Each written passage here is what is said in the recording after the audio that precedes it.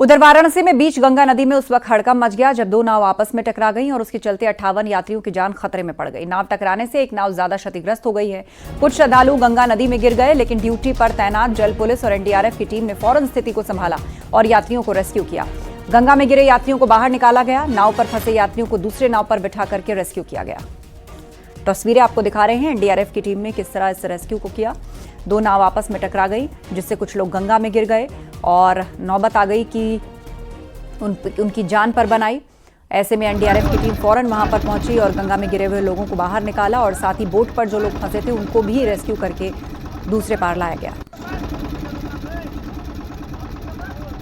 बुढ़ा बुढ़ी थे, बच्चे ज्यादा नहीं थे, सब यंग, हम ज्यादा से कम नहीं तो सब हमारे ऊपर थे। हाँ जी सब यंग थे और बाकी बूढ़े लोग थे। राइट, तो सब लोग बच गया है ना? सब लोग बच गए। एक का ज्यादा इंजरी था, वो मेडिकल ट्रीटमेंट ओड्रा टीम के द्वारा।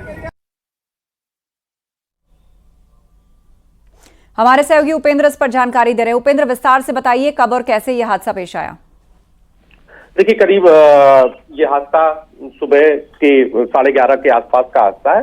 12 बजे जब वहां पर नाव दर्शन करने के बाद श्रद्धालुओं की नाव तो गंगा की सैर कर रहे थे, तभी दो नाव, एक नाव बड़ी थी, एक छोटी नाव थी, तो आपस में टकरा गई। टकराने के बाद एक नाव का संतुलन बिगड़ गया। इस नाव में करीबन 30 से 35 यात्री सवार थे जो अलग अलग जत्थे के रूप में काशी विश्वनाथ दर्शन करने आए थे। जब संतुलन बिगड़ा तो वहां पर हड़कंप मच गया। उसके बाद आसपास के नाविक भी दौड़े और जो नाव थी उनसे उनका घेरा बनाया गया। सूचना चूंकि वहां पर लोग चिल्लाने लगे। इसके बाद जो एनडीआरएफ और जल पुलिस की जो टीम थी जो वहां पर गश्त कर रही थी वो फौरन पहुंची और उसके बाद वहां पर उनको रेस्क्यू किया गया। उनको चूंकि कई जो यात्री थे, जो कई श्रद्धालु थे, वो गंगा में गिर गए, उनको तुरंत निकाला गया और रेस्क्यू करने के बाद उनको एक दूसरी नाव पर लाकर यहाँ घाट किनारे छोड़ा गया। फिर उनका प्राथमिक जो उपचार होता है, जो घाट पर ही मौजूद रहता है, फर्स्ट एड, वो किया गया। फिलहाल कोई किसी भी जो श्रद्धालु है उसको कोई हताहत नहीं हुआ और किसी भी तरीके की कैजुअलिटी नहीं हुई। लेकिन ये चूंकि बड़ा हादसा हो सकता था,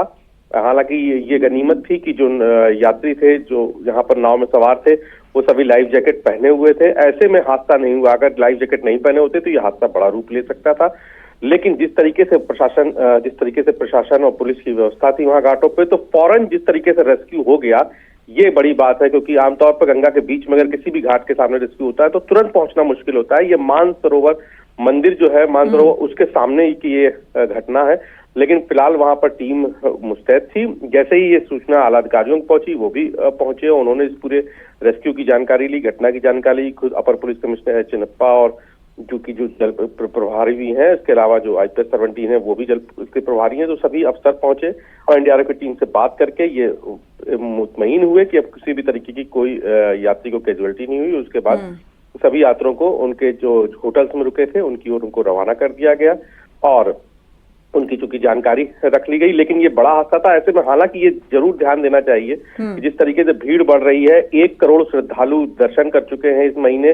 कल 8.5 लाख से ज्यादा श्रद्धालुओं ने दर्शन किया। घाट, मंदिर, गुदौलिया सब भरा हुआ है। तो ऐसे में नाव पर एक संख्या जरूर सीमित हो जानी चाहिए और उसका सख्ती से पालन भी पुलिस को कराना चाहिए। बिल्कुल बिल्कुल, ये बहुत जरूरी हो जाता है। एकदम से जो भीड़ आई है उसको ध्यान में रखते हुए जो रणनीतियां हैं उन पर एक बार विचार करने की जरूरत ना सिर्फ प्रयागराज बल्कि आसपास की वो जगह है जहां का रुख श्रद्धालु कर रहे हैं वहां भी बहुत महत्वपूर्ण है। बहुत शुक्रिया सब